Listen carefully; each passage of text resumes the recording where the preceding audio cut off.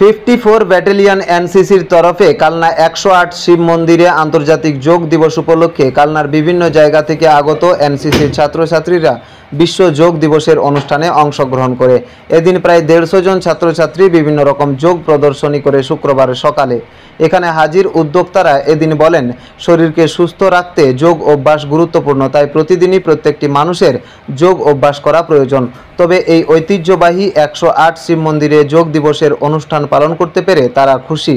এদিনের এই কর্মসূচিতে হাজির ছিলেন কর্নেল জে.এস. লাম্বা, কমান্ডিং অফিসার কর্নেল এন.এস. চিমা সহ অন্যান্য আধিকারিকরা। আজকে হচ্ছে ইন্টারন্যাশনাল যোগা ডে, বিশ্ব যোগা দিবস আমরা পালন করছি। প্রত্যেক বছর আমরা পালন করে থাকি, আমরা বিভিন্ন জায়গায় পালন করে থাকি। আজকে যেটা হচ্ছে আমাদের কালনা যে তীর্থস্থানীয় 108 শিব মন্দির, তার মধ্যে তাতে আমাদের বিভিন্ন স্কুল বা কলেজে ছাত্রছাত্রীরা এতে অংশগ্রহণ করেছে, বিভিন্ন জায়গা থেকে এসেছে। তাতে মোটামুটি অ্যাপ্রক্স 150 জন মতো আমাদের এখানে পার্টিসিপেন্ট আছে।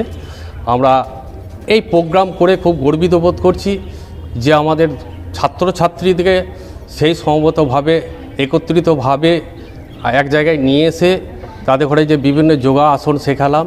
2 ঘন্টা ধরে আমাদের প্রোগ্রাম চললো, এখনও চলছে সমবেতভাবে। এতে অর্গানাইজ করছে যে আমাদের 54 বেঙ্গল ব্যাটালিয়ন এনসিসি।